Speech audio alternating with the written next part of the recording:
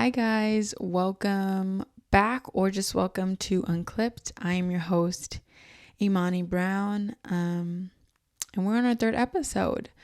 So just right out of the gate, I kind of want to set a disclaimer here, a trigger warning for this episode is going to include themes regarding domestic violence and abuse and suicide, and suicidal ideation. So if those are things that you don't think you can handle right now, I want you to protect yourself and protect your peace and skip this episode. And I'll see you in another one next Thursday. But if you are still here, I'm also going to give a disclaimer that I will be looking at my laptop quite a few times while I'm talking today because I'm going to be talking about a subject that has caused me a lot of psychological trauma. And with that psychological trauma comes huge lapses in memory. So timelines are kind of blurry to me sometimes. So I kind of wrote it out all in a document, and I'm going to be referring to it to make sure that I don't skip anything in the timeline or misplace something in the timeline.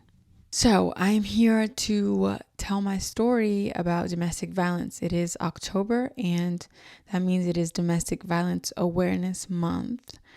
And unfortunately, I have a personal connection with that. And I hope that through my story and me being vulnerable that I could possibly help somebody out. So I was in a relationship with an individual from about the age of 15 or 16 to when I was like 20, about to turn 21. So about 5 years I was with this person. I met them on the internet. I know. And guys, this is like really embarrassing. I met them on Omegle. So if you're a younger millennial or older Gen Z, you know, like Omegles are shit. But I met him on Omegle, and we exchanged Facebook information. So we added each other on Facebook after we met on Omegle, and we started chatting back and forth. And I remember thinking that I felt incredibly bad for him. He told me stories about how he was bullied and that he was on the internet a lot because he didn't have any real life friends, and he would eat lunch in the bathroom. And you know, hindsight's 2020. Like, he was describing fake stuff. I don't think people eat in the bathroom. I think that's only on movies and stuff. But yeah, he told me this really sad story about how he didn't have friends, and I felt incredibly bad for him. So we became friends, and eventually we started chatting pretty much every day. Like, he'd call me and we'd chat for hours after school. And some way it developed into us being boyfriend and girlfriend, despite the fact that we had never met in person yet. Like, Jesus Christ, Imani. This is like kind of embarrassing to tell. Like, it's actually really embarrassing, but whatever. I'm being vulnerable here. But we had never met in person. And then a couple months later, his mom, his mom and his brother flew up to New York City to visit me. So he was from Alabama and I was from New York City. And I remember like the night that they got there, it was like snowing outside. And did I think I was in a Hallmark movie or something? I don't know. But I was getting dressed. My mom's like, "You're not going to meet them." And I'm like, "Yes, I am, Mom. I'm in love, blah, blah, blah." And like I said, hindsight's 2020. My mom was absolutely right. What mother in her right mind would bring her 16-year-old son, spend tens of thousands of dollars, right, to bring her 16-year-old son to New York City to meet some girl he met on the internet? Like, that's kind of psycho. But when I was a teenager, I thought it was just the perfect love story, and my mom just wanted to get in between us. Not the case. But yeah, so we meet a couple months into our relationship, and he was very sweet. A little eerily sweet now that I think back to it, but he seemed really kind. And then after that, over the the next couple years, he would come visit me like every 6 months. And then it came the time to apply to college, and I applied to 36 schools. Like, oh, that's embarrassing. But I thought I wasn't going to get into college. I had this like weird like anxiety about getting into college, even though my stats were really good. I just swore that I wasn't going to get into college. So I applied to a ton of schools. And pretty much they were all kind of in the northeastern area, since that's where I'm from. But I thought about the fact that I wanted to be closer to my now ex, in like geographic wise.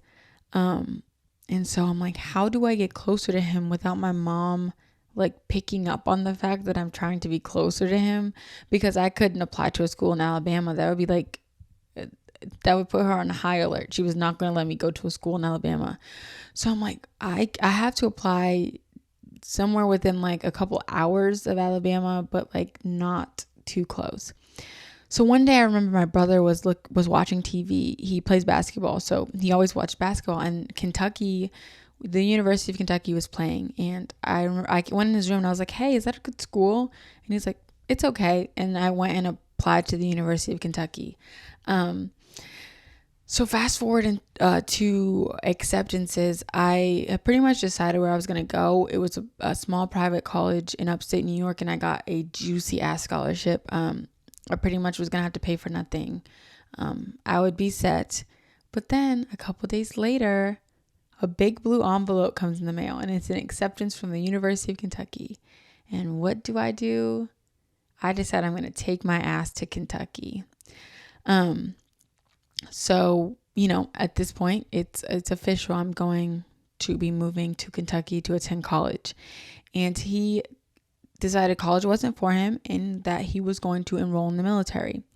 So I just remember like doing so much for this relationship, and sometimes I feel stupid, but then I had to learn to give myself grace. First of all, I was young, and second of all, like it was good. Like it was good in the beginning. Like I really, looking back, I can't see things that were like solid red flags like the first couple years.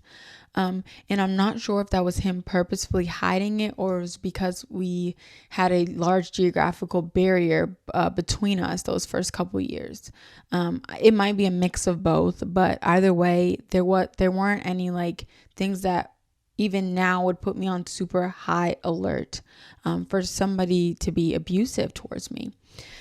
So I go visit him for his boot camp graduation, and I'm so freaking dumb that his boot camp graduation was the day before my family was supposed to drive down to Kentucky to drop me off to school. And I lied to my mom and told her that I was flying back to New York from his boot camp graduation that the night it ended. But in reality, my flight was the next morning. And so I decided I was just going to lie and be like, oh my gosh, my flight got delayed. She knew my flight number, so she knew I was a liar. So I remember getting back and my whole family was waiting for me with the car all packed up. And they were pissed off. But anyways, I remember heading down to Kentucky with my family, and I'm like, this is like the start of the rest of my life, right? Like, I'm going to be closer to my boyfriend. I'm going to be in school in Kentucky. Like, it's going to be great. It's a nightmare. So throughout my freshman year, for breaks, I would either go back home to New York, or like for shorter breaks, I'd go to Alabama where his family was. And they lived in a small town about an hour and a half outside of Birmingham. And when I went to visit, I noticed there were like no people who looked like me, if you know what I mean. There were no black people, which is not weird to me because obviously the majority of people that exist are white. Well, in America are white. So that right there wasn't anything that put me on high alert. But I remember the vibes being off. Like that's the only way I can explain it. Like anytime I went anywhere in that town, the vibes were just off. And I didn't want to stereotype like, oh, it's Alabama, it's racist. But I found out like a year ago that his town is legitimately like one of the like still sundown towns. And I'm like, what? They had my black ass in a sundown town. They had him and his family had to have wanted me dead, because there's no way that they didn't know that they lived in a sundown town. From visiting his home as well, I started to notice like a weird dynamic. I'm trying not to talk shit, but I'm just gonna say what I observed in the home and how I think that translates to what happened to me. His dad, I don't want to be mean, but I might have to be, because they did raise their devil of a child. His dad was like lazy and mean. So like he would like make his mom like do stuff. He would just be like sitting in his recliner after work and like ordering his mom to like do stuff. So I thought that was weird. And it kind of foreshadowed the type of dynamic that my ex, I guess, would expect from a relationship. So while my ex was in the military, he struggled with his mental health a lot. And because of that, for Thanksgiving of that year, I spent it visiting him in an inpatient psychiatric facility on a military base. He got admitted to an inpatient program in the military because I think he was threatening suicide. I'm not very clear on what exactly happened, because he was kind of evading the question and like pretty much lying, and I didn't want to push his button, so I just kind of dropped it. But it's for what he ended up in there for, what I'm assuming is a suicide threat. And I remember feeling incredibly bad for him. At that point, I didn't know what it felt like to really struggle with like depression or suicidal ideation. So I felt incredibly bad for him, and I wanted to be there to support him. But now looking back, I don't think that's what he was going through. I think that the suicide threats were empty. I don't think it was ever going to happen. I don't think at any point in time in the past that he was going to end his own life. I think he used it to manipulate people. So he gets out of the inpatient psychiatric facility and is like readmitted to his training program.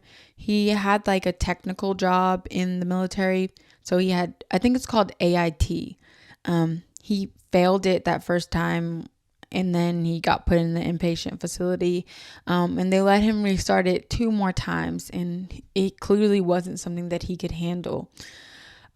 So eventually he got discharged from the military for psychiatric reasons, but they ended up giving him an honorable discharge. He was only in for about 6 months. Towards the end of his career, 6 months in the military was the first instance of me sort of seeing like strong red flags.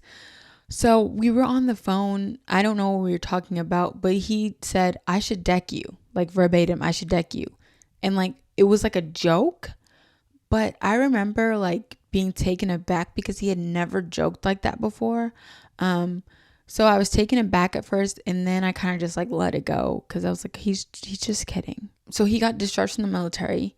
He moved back to Alabama with his family, and he had like little delivery driver jobs here and there.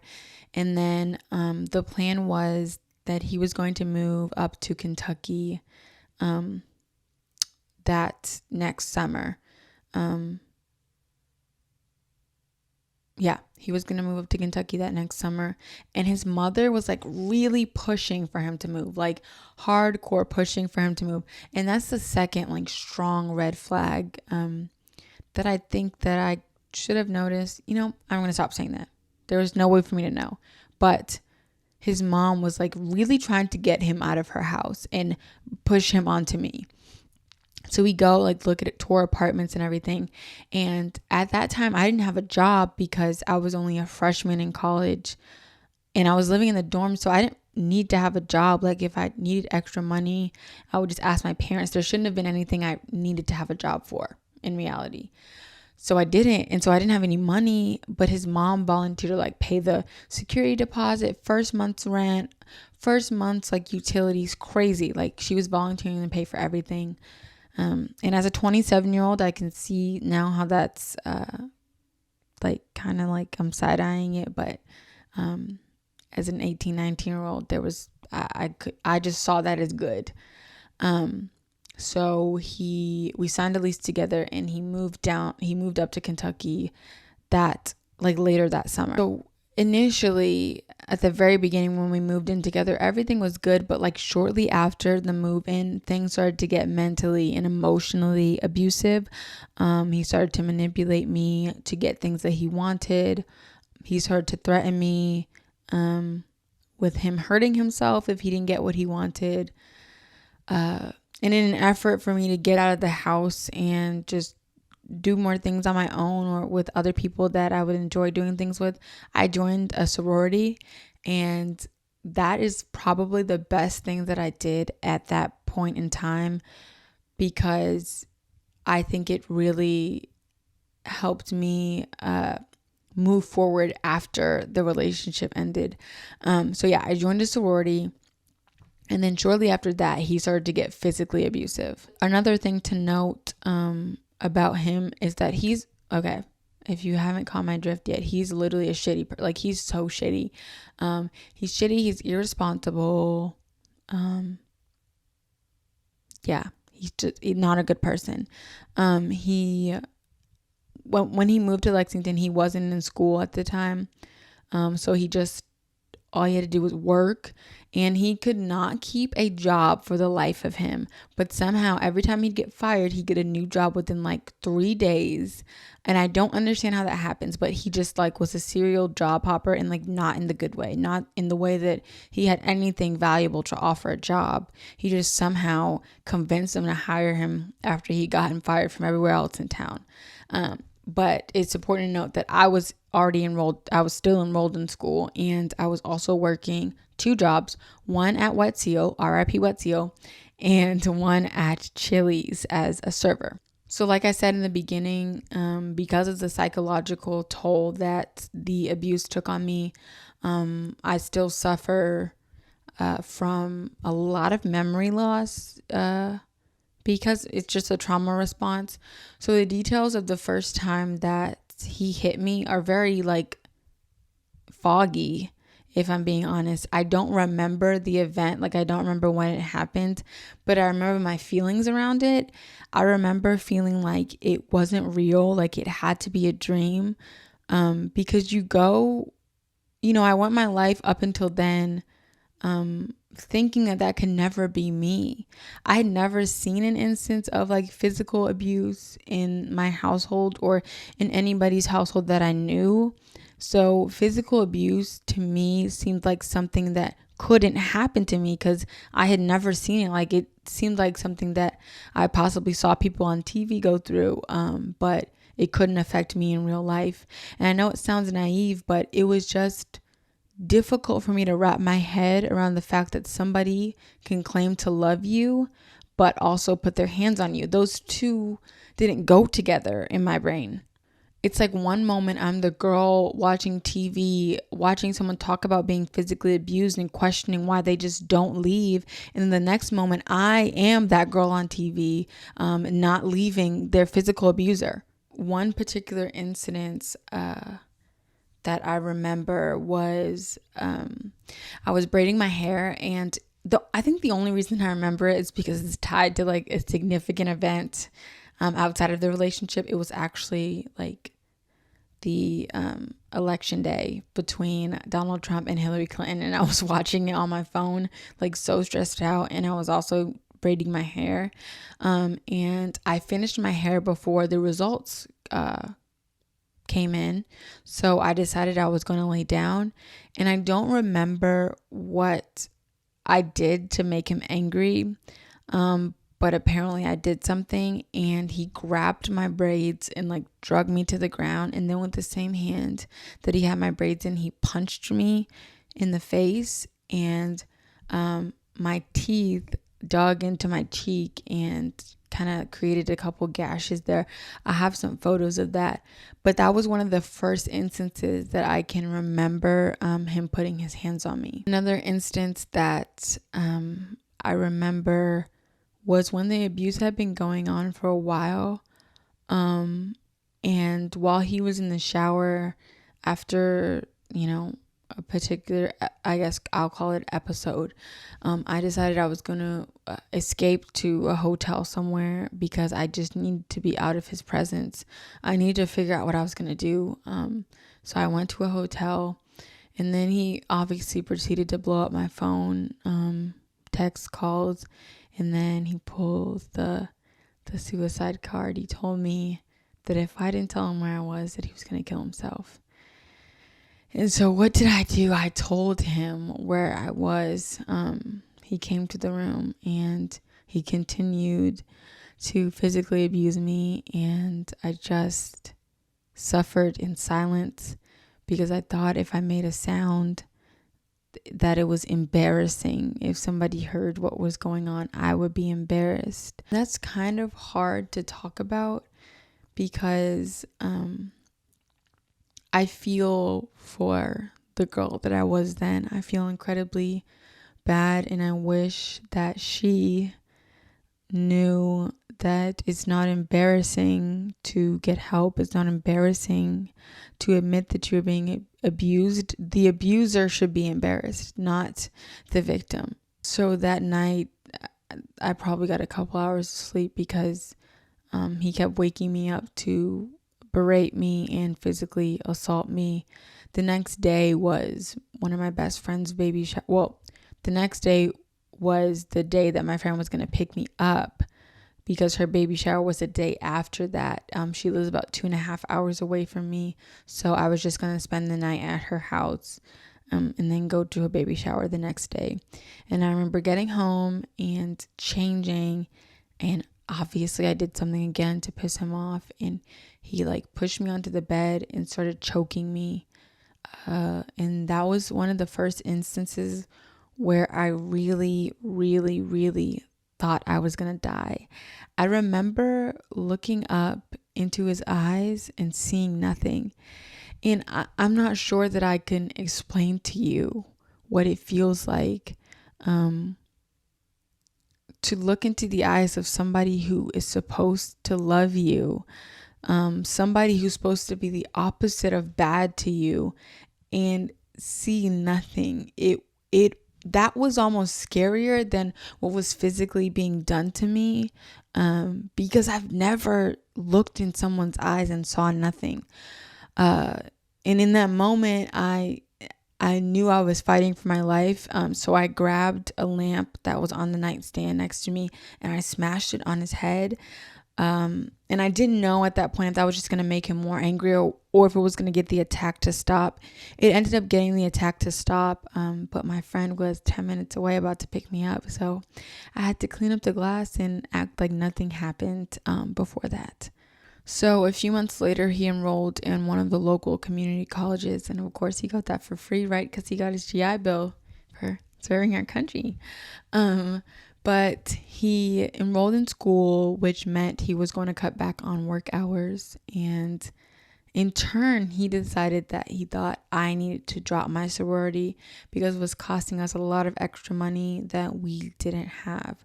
And through all that, through him trying to act like he was being financially responsible, he was taking out credit cards and loans in my name. I had considered dropping the sorority because he was very good at convincing me that it wasn't good for me, but something told me to hold on to it, and I'm so glad that I did. That was the point where I really, my other relationships really started to suffer, and I started to suffer significantly. I stopped calling my family. I stopped really hanging out with my friends. First of all, I didn't have time to. I was working 2 jobs and taking 20 credit hours. So there was not really time for me to speak to anyone. And the second reason was because I feared that they would be able to tell that something was wrong when I started speaking to them. And the third reason was because he sort of like he strategically isolated me from the people who actually cared about me. He convinced me that they did not care about me. I also wasn't getting much sleep because, of course, between everything that I was involved in, I had to do his homework as well, and I had to cook for both of us and clean and do everything. So I was averaging about 3 to 4 hours a night of sleeping, and the sleep wasn't even like real sleep because every time I closed my eyes, I feared that it would be the last time that I closed my eyes. I feared that he would do something to me in my sleep, so I didn't sleep well. I also gained a significant amount of weight and my grades started to slip. At this point, I was getting closer to my breaking point.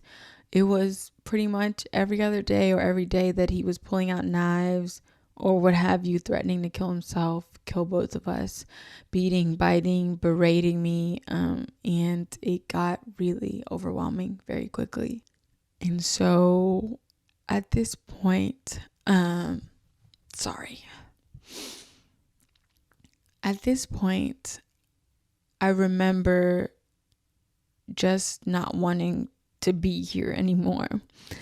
I remember asking God to just let him kill me, and let it be as painless as possible, because if that was going to be my life, I didn't want to be here anymore, and I didn't see a way out. So the only way out I saw was me ceasing to exist. I truly felt that I had nothing left in me to keep fighting. I was convinced that that was the end. Shortly after that, an instance I remember of him being on top of me again and choking me. I remember sort of like almost losing consciousness, like I kind of went in and out. And at that point, wherever this fight came from, I realized I had a will to live.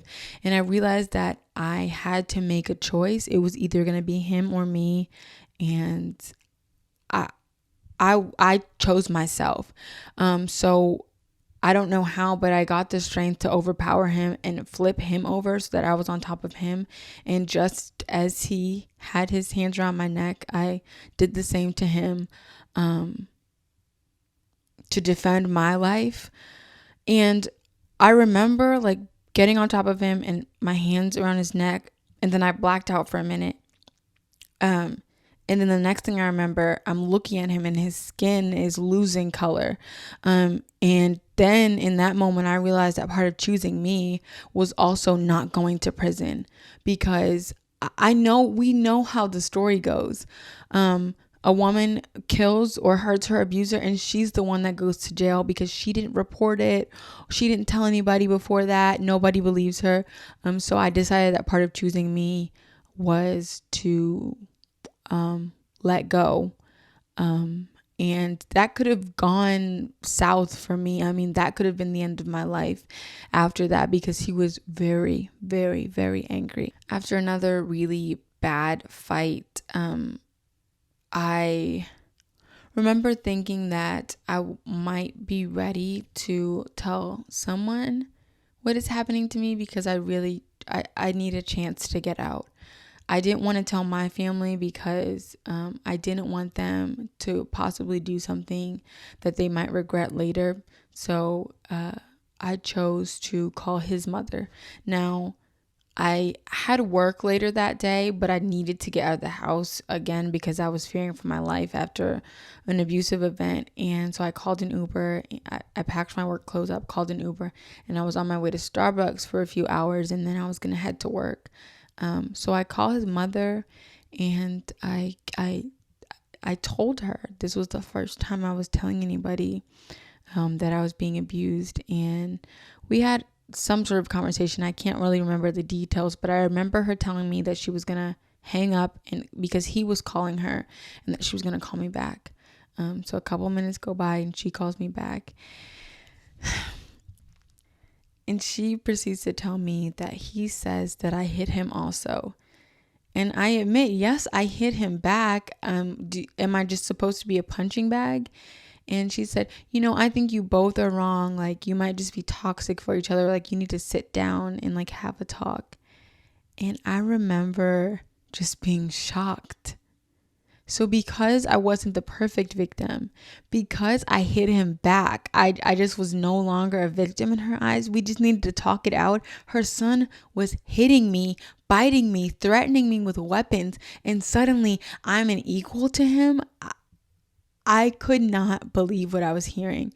And in that moment, I knew that the fight that I had to continue was going to be on my own.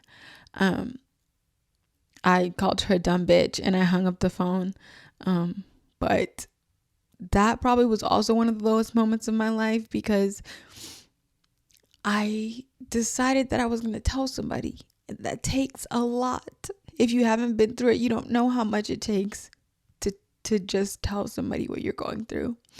And I mistakenly thought that she was somebody like my mom would be. Like, if somebody came to my mother and I had done something to them, and I had made them a victim, she would not side with me, because that's not something she stands for. But apparently his mother condones and I guess encourages violence against people, especially if they, retaliate. But that was a very difficult moment. So the abuse continued for months, and after one pretty bad incident, I remember crying so hard. The cries that I used to let out are like, I can hear them. They're painful. They're like when you cry from like your belly. I can't explain it, but like I was hurting so badly. And all I could do was cry. And I remember I asked God, I said, God, whatever you have to do to get me out of this situation, you do it. I said, I have to get out. Whatever you have to do, do it. And then it happened shortly after that. I had a full mental breakdown, was a non-functional person mentally, and I had to medically withdraw from school and head back home to New York. So I went to New York and got some really intense rehabilitation and incredible support from teams of professionals and my family. And he still tried to maintain control of me, even with the geographical barrier.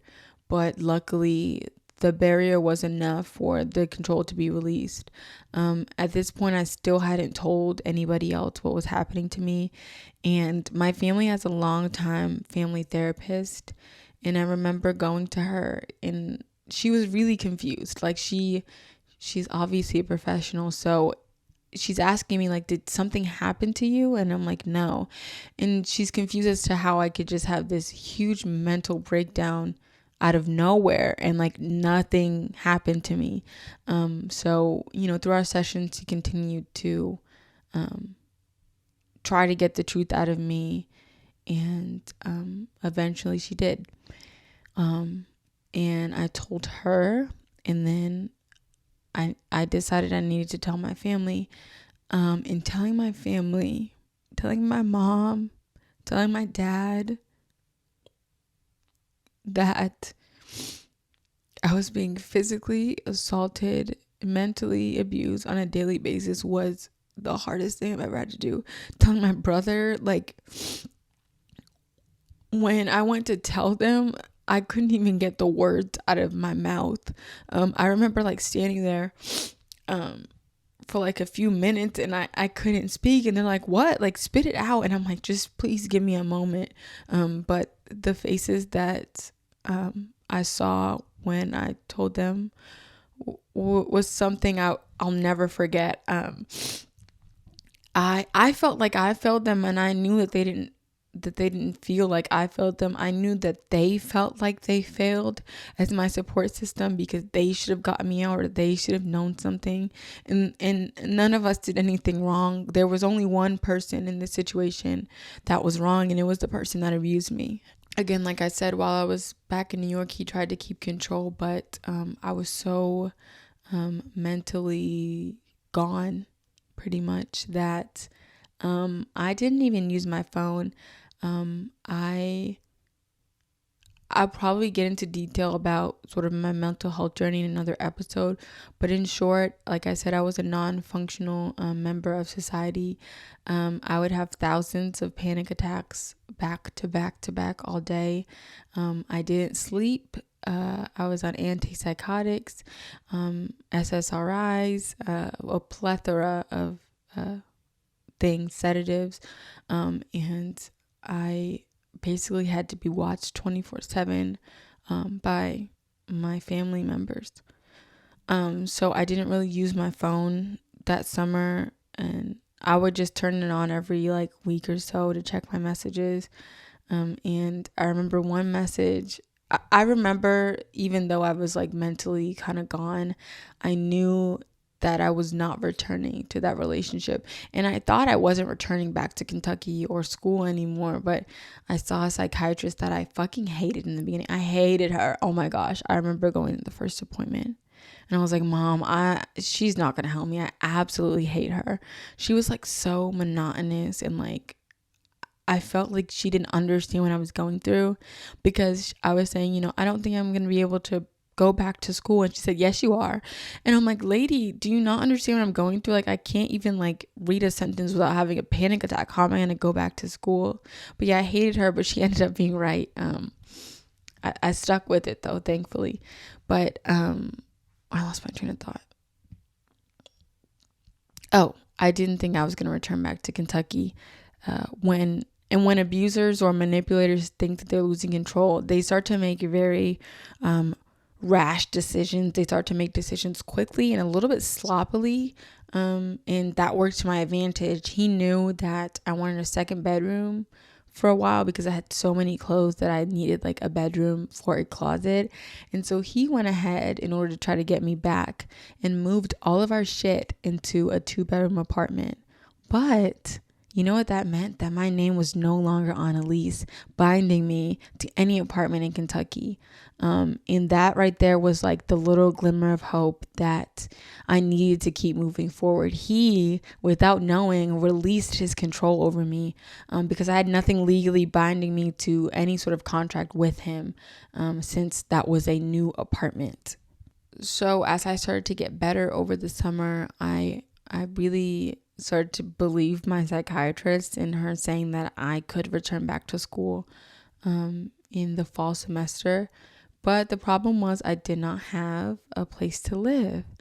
And here in comes my sorority. So I didn't drop the sorority, and something told me just message the president. And I kind of told her my situation, and I asked if there were somehow any rooms left in that house for move in the fall, and lo and behold, there was a room. And so I decided I was going to return back to school and live in my sorority house. The funny thing is, we have a way of sort of like unconsciously knowing where we're going to end up, because the year before that, when during rush season, I remember a PNM asking me like, oh, do you live in the house? And I'm like, no, but I really want to. And I'm like, I'll probably live here next year. And like, I didn't think I was going to live there next year. I was kind of just making something up, but I ended up living there next year. So it's just kind of crazy how we kind of know things before they happen, without actually knowing that we know those things. So I moved back to Lexington, moved into my sorority house, and I began getting so many texts from him, but I was done. I mean, I left all my shit there. I started over from nothing. I didn't care. I was free from him. And so because he lost control, he began to visit places that I used to be at. He started visiting my old workplaces. He visited Chili's. and demanded that he speak to me, even though I didn't work there anymore. And I only know that because somebody from Chili's messaged me and was like, hey, I think this is your ex. Like, what do I do? And I told them to call the police because I feared that he would harm other people, not just only me at this point. He also somehow found out that I lived in the sorority house. Now that I think about it, he had some of my login information still, for a few of my email addresses because they were on the iMac that we shared. And so I'm sure he saw the email correspondence between me and the sorority president at the time. So he found out where I lived and he visited, and I decided I was going to call the campus police about that and file a report. So I went down to the station actually, and I had a few friends with me that were incredibly supportive, and I was just explaining to the officers what was going on. And I remember them asking, questions about previous abuse. So at this point, the only people who knew that I had been abused were my family and my family therapist. I had not told my friends yet. So my friends are at the police station with me, and the question comes up, did he physically abuse you? And I remember pausing and then saying no, because that's not the way I wanted to tell my friends. And I was still somehow like embarrassed for whatever reason. I don't think the cops believed me. I think they knew I was lying. And I think my friends knew I was lying about not being physically abused, because I can't hide like the truth for shit. Like, it shows on my face and everything. And that pause, I think, was incredibly telling. But both officers gave me their cards, and I emailed one of the officers later on and admitted that I withheld the truth and that I was actually physically abused by my ex. And so we, went back and forth with email correspondence, and he suggested that I file an emergency protective order against my ex. And so while we had email correspondence, this is another reason that leads me to believe that he found out where I lived from my email. My ex hacked my email and sent in the thread of emails between me and the officer, he sent an email that was like, oh, sorry, officer, like, I lied. He didn't actually hit me. Like, I'm just jealous because he has a new girlfriend, blah, blah, blah. And guys, he needs to be fucking for real, because all I had to do was go on Google, and like, you can find out what IP address was logged into your Google account at one time. And that IP address had not been used on my Google account for like months. So it was clearly not my IP address. And I knew it was the IP address of the iMac that him and I shared. Additionally, the syntax and the way that it was written as a whole, it was written like a first grader wrote it. There was like no periods. There was pretty much no punctuation at all. Nothing was capitalized. It didn't read like something I would write. So it was very clear that I did not write that. So the officer told me to come visit him at the police station rather than have these emails, because it was clear that my email was compromised. So I talked to that cop and a detective actually. I want to just give like a shout out and some props to the police officers at the University of Kentucky. To me, they are examples of what police officers should be. And I think that they truly care about the University of Kentucky community and the students, their safety and wellness, because they really showed that through handling my situation and helping me handle it. So they kind of walked me through the steps of like filing an emergency protective order. And that night, my friend drove me down to the courthouse and I filed it.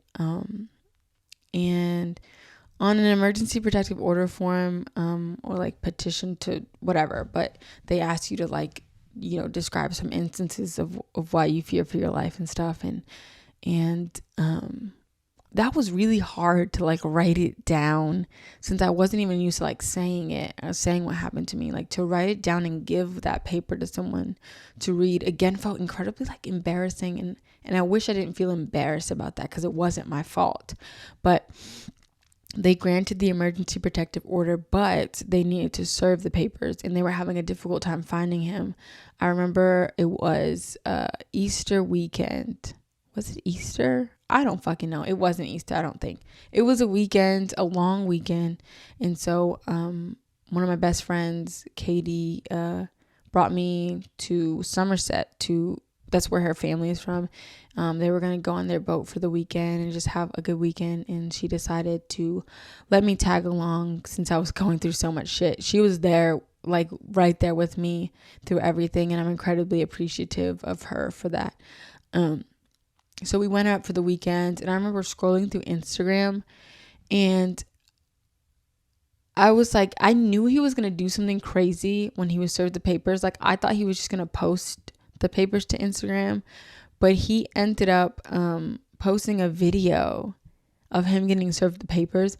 And one thing I regret to this day is not screen recording that fucking video.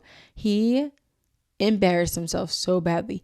This I think it's the sheriff's office that serves you, but this female deputy served him the papers, and she's literally just like reading off his like rights or whatever, like reading him something and like handing him the papers, and he's like, police brutality, you're not allowed to do this. If I say I'm not going to accept it, you can't serve me. Like making stuff up, like she doesn't know how to do her job.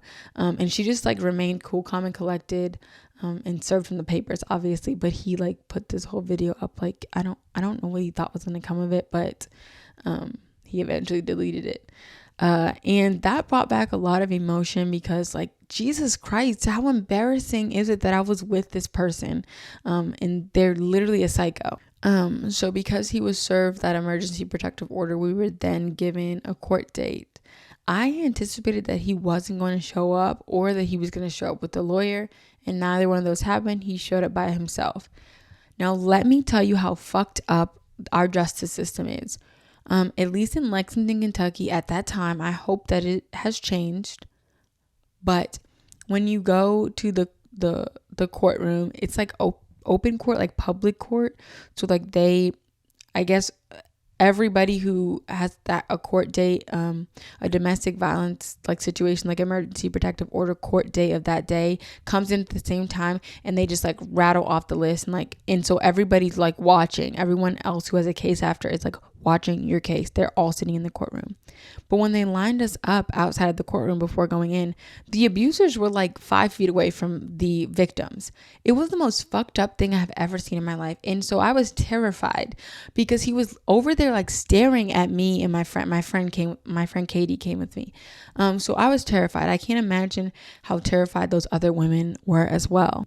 My case was the last one of the day, and there were still a lot of people sitting in the courtroom, because I actually don't know why, but there were still people sitting in the courtroom that had cases that were previously seen.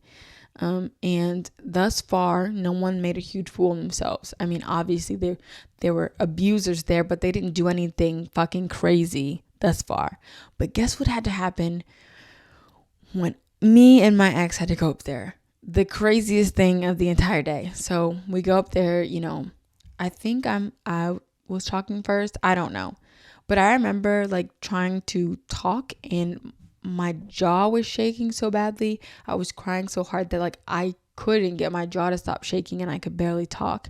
And this motherfucker over there, he's talking about how I'm a liar and I'm mad because you got another girlfriend. I don't even fucking know. I didn't know that you had another girlfriend. I didn't care. And so he's just going off. And of course, I have a folder of my documents, and I had the documents of my injuries that I had sustained over the years from him physically abusing me. I had text messages printed out of him admitting that he hit me. And I also had the emails between me and the officer. And I had the email that he sent when he hacked my email. And so I had them all in different colors. So I was showing her, so she didn't have to like take a lot of time to read through them. So I had the officers highlighted in blue and like mine highlighted in green, and then the hacked email highlighted in red. And before I could even say it, she reads it and she goes, "This is not the same person." She said, "It's not even written like the same person." And then he goes, "People write differently when they're upset." And then I said, "Why would I say that I lied to the officer, and they also come to court. Like, did I lie or didn't I? So obviously the judge didn't believe him. So when it was clear that it wasn't going to go his way, this motherfucker stands up and starts calling her sexist. She should not have a job. She's a shitty judge. She always ruled. He saw her ruling on all the women's sides, like she's sexist, she's not adequate to be a judge.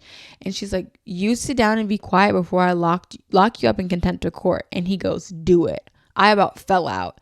And so obviously they're like, is that what you call them, bailiffs? They come up, arrest him.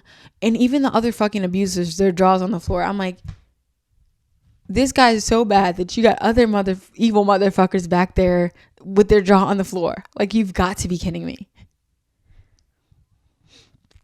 And so as much as I was like really embarrassed about that, I was happy that he showed his true colors in court, because they got to really see that I was dealing with somebody scary and dangerous. So a few days after he got locked up in contempt of court, he calls me and tells me how I'm ruining his life and I got him locked up. Typical abuser shit, but I was not under his control anymore. I knew it wasn't my fault. I knew I didn't get him locked up. His big ass mouth and his evil heart got him locked up. And I hung up the phone. I wasn't going to call the police on him then, because I still had a little bit of sympathy for him just as a human existing on the same planet as me.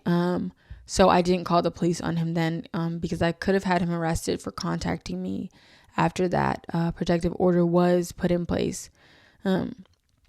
So he left me alone for a few days, and then he contacted me again. And when I tried to end that conversation, he threatened to kill himself.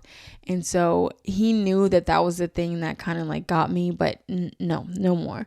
I told him, I just said, okay. And I hung up the phone. I proceeded to call 911 and told them his address and that they need to send an ambulance and police officers to the address because someone has weapons and they are threatening to end their own life. And I also have an emergency protective order out against them, and so they shouldn't have been contacting me in the first place. And I never heard from him again. I know he still is alive, but after that I never heard from him directly. So that is just sort of honestly a Cliff Notes version of my experience with domestic violence and what I went through for the later part of my teens and my early 20s. I feel like a chunk of my life was taken from me. And at 27, I'm still trying to move forward. The effects that had on me are lasting, and I will have to continue to be intentional about healing for the rest of my life. And so that brings up a lot of feelings of resentment. And I grapple with the idea of forgiveness a lot because I want to try my best to be a good person. And by all means, one of the characteristics of good people is the ability to forgive. But I don't think that I have the ability to forgive him. Like I said, I hold a lot of resentment for him and what he put me through. And sometimes I wish that I would have actually like hurt him back. And I know that sounds really bad, but it's a really difficult thing to deal with when somebody wishes you harm and it tries to end your life pretty much. It's hard to not want to hurt them as well. And as the years pass, I found myself just getting more and more angry at the situation and what happened to me. And that sort of brings up the question, do we have to forgive people to heal or be good people ourselves? And to me, the answer to that question is no. I don't think that we have to forgive people who have wronged us very deeply for us to heal. In the beginning stages of my healing, I had a tremendous amount of triggers. There were streets I couldn't go on. There were things I couldn't eat. There were stores I couldn't go into, or else I would be triggered. But I have worked on that throughout the years, and I don't have very many triggers. And I don't really think about the situation like consciously much. like I said, I do have long lasting psychological trauma and like PTSD from that. But as far as me thinking about it, I don't. And forgiveness is not going to cure my PTSD. So because I don't think it takes up that much mental space consciously, that's one reason I do not think that I need to forgive my abuser in order to heal or in order to be a good person. In reality, if I saw my abuser within a stone's throw of me, I don't think that it would be pretty for him. And to release that anger, I don't think I have to forgive him, but who I do think I have to forgive is myself. I have to stop blaming myself for what happened, because as much as like in the grand scheme, I know it wasn't my fault. You are indoctrinated and programmed when you are abused to think that these things are your fault, to think about, well, what could I have done differently to make him not hit me, or what could I have done differently to make him not do this. And I often find myself looking back and thinking, well, what could I have done? When could I have left earlier than when I did? Like, what could I have done differently? And I think once I fully understand that it wasn't my fault is when the healing can start. But I don't think that I have to extend him any grace and give any forgiveness to him, put any good energy out there towards him at all to keep on in my healing journey. So I feel like we can think of forgiveness as far as like with a loan. Like, so say my ex was a borrower who took out a loan and I'm the lender, and it was decided that he could not fulfill the terms of his loan. Why would I give him the grace of forgiving that loan? That means that I'm like erasing it from history, like acting like it didn't happen, or I'm letting him off the hook, right? I'm saying like, it's okay that you couldn't fulfill it. Like, we're gonna call it good. I'm gonna reserve that forgiveness for myself, and I'd rather think of it like I'm writing off the loan. I know that he will never be able to fulfill the terms of the agreement that was set in the beginning, so I'm just gonna write it off. I still acknowledge that there was some sort of agreement in the beginning, said or unsaid, a basic agreement that you don't physically hit other people, you don't hit people that you love, you don't manipulate people, and he couldn't fulfill the terms of that agreement, so I choose to write it off. I choose to acknowledge that he was inadequate enough. I choose to acknowledge that he wasn't adequate enough to fulfill those terms, and in writing, that loan will always exist. I'm not going to forgive it. Like I said, I choose to extend that forgiveness for myself. I deserve the clean slate. I deserve the forgiveness for letting myself go through that. I think that you don't have to forgive abusers or people who deeply wronged you, but you can write off that debt. And I do think that makes it a little bit easier. Another thing besides forgiveness that I struggle with is guilt. I am unfortunately aware of how many women do not make it out of abusive situations. It is incredibly dangerous to be in, and your life is at risk every moment that you are in an abusive relationship or geographically near your abuser. And so I struggle with guilt. Why did I make it out, but there are millions of women who didn't? What was so special about me that my life was spared, but unfortunately some people lost their life. So even being able to tell my story, I see that as a privilege to just continue to exist. I see that as a privilege, and we can do a lot with our privileges in certain areas. And so I choose to acknowledge the fact that it is a privilege that I am alive to tell the story. And if me telling the story can save even one life, that is enough for me to have been this vulnerable on camera and on microphone. So I hope that through my story, people can see warning signs for themselves and for people that they care about. And I hope that I can help save someone. I also kind of want to reference friends and family of people being abused. Friends and family are pivotal and crucial. They play a pivotal and crucial role in aiding in the cycle of abuse and sort of ending that cycle of abuse. But I think that friends and family need to be incredibly strategic and intentional about how and where they place that help, because it's not a matter of if this abuser is going to end the victim's life. It's when. It's a ticking time bomb.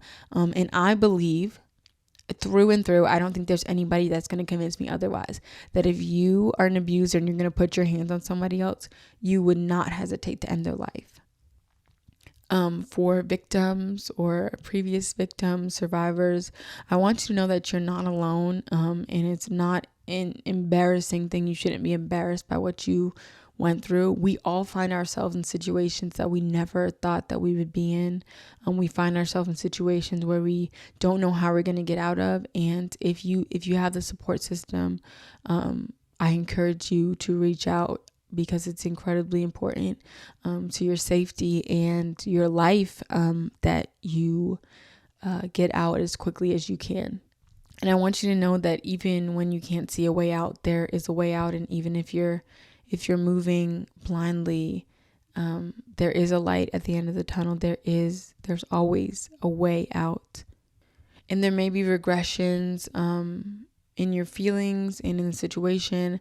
I know there was plenty of times throughout the situation where I thought I was going to leave, or I said I was going to leave, and I started to feel bad for him, or like he convinced me that it was never going to happen again, or that he loves me. And I don't want you to feel ashamed if that's something that you have gone through or that you are currently going through. I don't want you to feel bad about yourself for that, because that's the whole point. That's what they do. They manipulate you to stay. So undoubtedly there will be regressions in your journey, and I don't want that to discourage you from continuing to take those steps forward. And lastly, anybody, like I said, who's a victim or survivor, I promise you have fight left in you. There is a world out here beyond that. There's a beautiful world with opportunities, people that won't hurt you. There's life, there's love, there's happiness after abuse. There is a chance to be a new you after abuse. The person that I was before I was in a domestic violence situation is not the person I am now. I'm drastically different. I am forever changed because I was abused. And while I wish that it didn't happen, I would not be even close to the woman I am today had it not. And so if that can just encourage anybody to continue to fight, then I would have done my job here. Like I said, I'm forever changed. I'm forever transformed. But had I not decided to take that step out, and had I not decided that I was worth the fight, I'm not sure that I would be here speaking to you all right now.